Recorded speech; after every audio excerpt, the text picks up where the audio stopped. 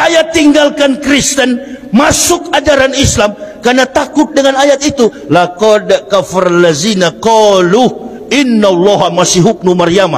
Kafirlah orang-orang yang berkata Isa anak Maryam adalah Tuhan selain Allah. Haleluya, haleluya, haleluya. Assalamualaikum warahmatullahi wabarakatuh. Salam Aki. Aku kabarkan Injil keselamatan. Bapak Ibu di Tuhan, ketemu lagi dengan saya Evangelis Abraham Effendi Usman. Bagaimana kabar Bapak Ibu semua? Tentu luar biasa. Nah, pertama sekali saya mengucapkan terima kasih banyak kepada Bapak Ibu yang selalu mendukung pelayanan Habaget, baik melalui doa, dana, motivasi maupun support saudara semuanya.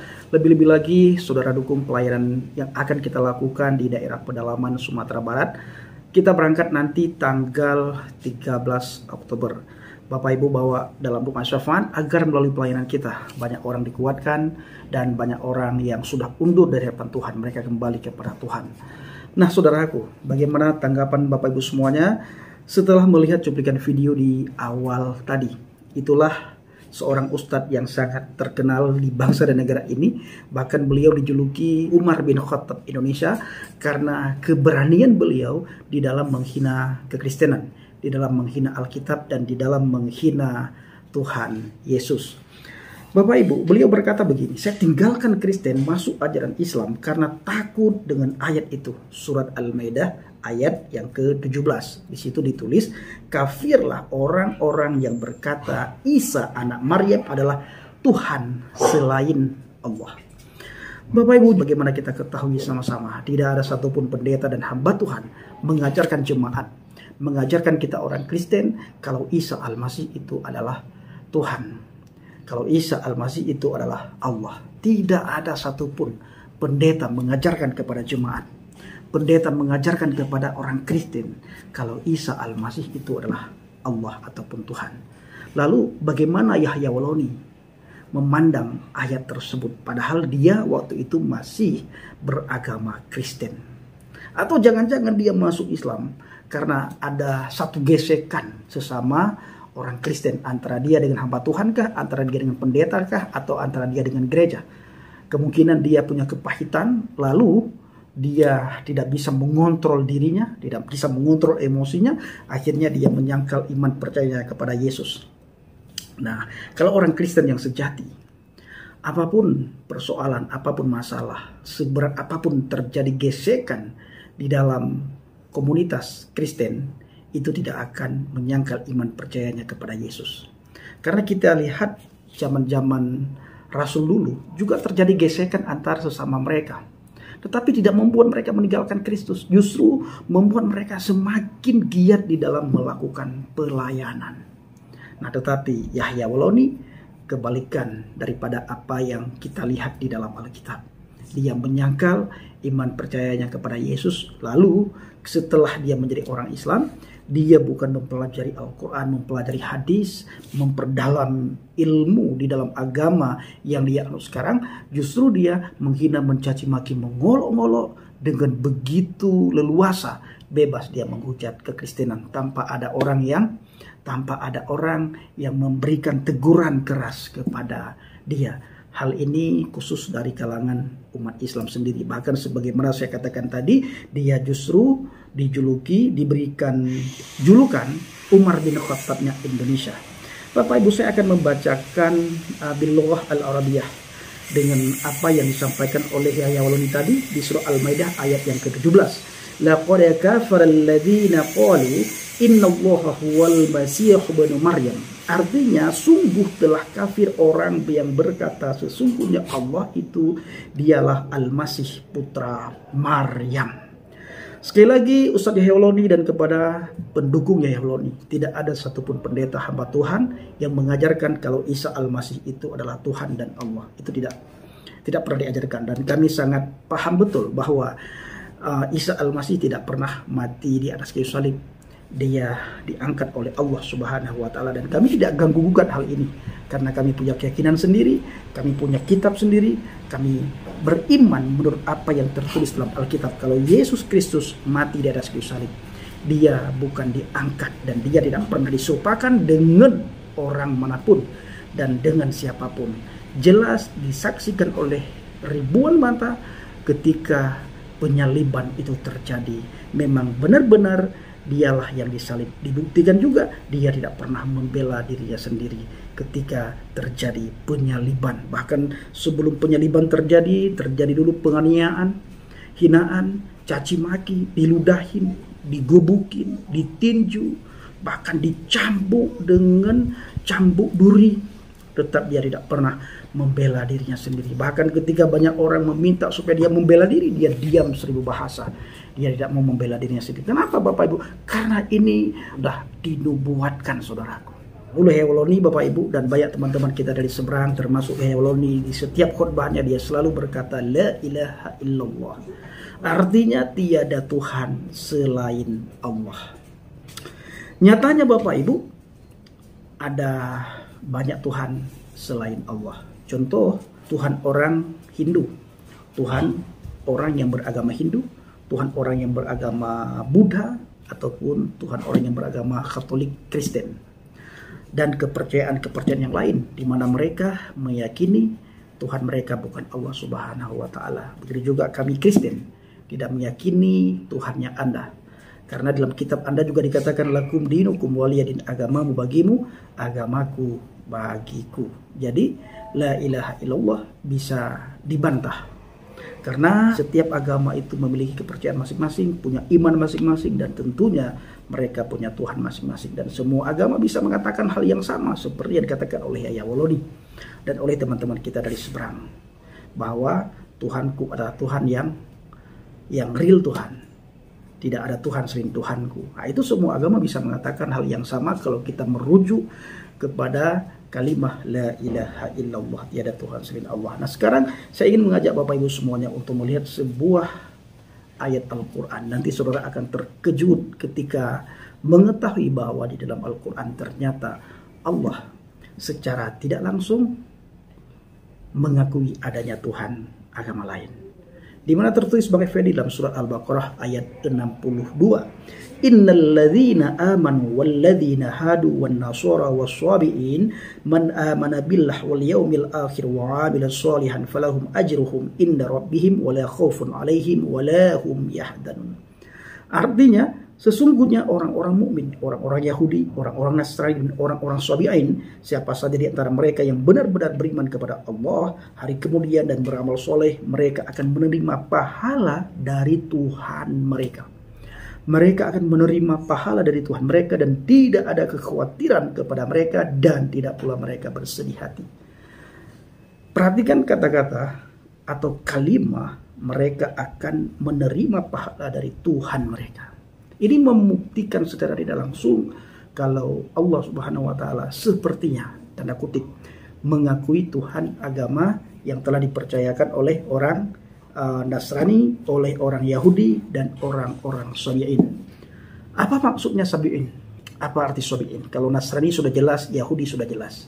Jadi secara tidak langsung Allah Subhanahu wa Ta'ala sepertinya mengakui adanya Tuhan Yahudi dan adanya Tuhan Nasrani. Dan orang Sabi'in, orang-orang Sabi'in.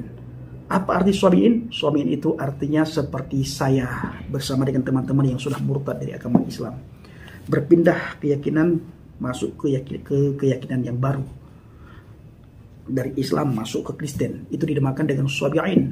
Nah, di dalam kekristenan, saya sangat taat terhadap Tuhan yang telah saya kenal di dalam pribadi Yesus Kristus. Saya taat sekali terhadap Tuhan yang saya imani dalam pribadi Yesus, yang saya sembah dalam pribadi Yesus, yang saya yakini dalam pribadi Yesus. Tuhan yang telah mengeluarkan bangsa Israel dari tanah Mesir, Tuhan yang telah memberikan petunjuk jalan kepada bangsa Israel di padang gurun, dan Tuhan yang sama yang telah kita kenal, yang telah kita sembah dalam pribadi Yesus, dan Tuhan yang sama yang telah menyelamatkan kita umat manusia.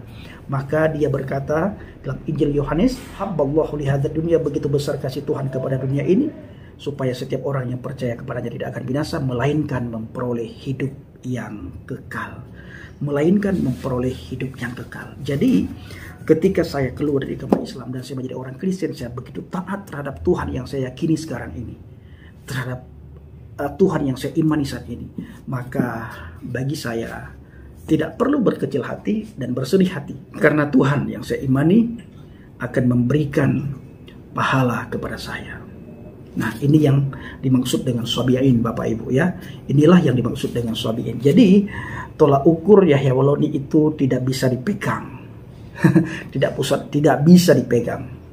Nah, segala sesuatu dilihat dari buahnya. Ketika Anda sudah menjadi mu'alaf, ya imani saja, tekuni, jalani tanpa perlu menghina, mengolok-olok dan mencaci maki. Karena semua orang juga bisa melakukan hal yang sama, tetapi tidak ada orang yang melakukan hal yang sama yang seperti kalian lakukan.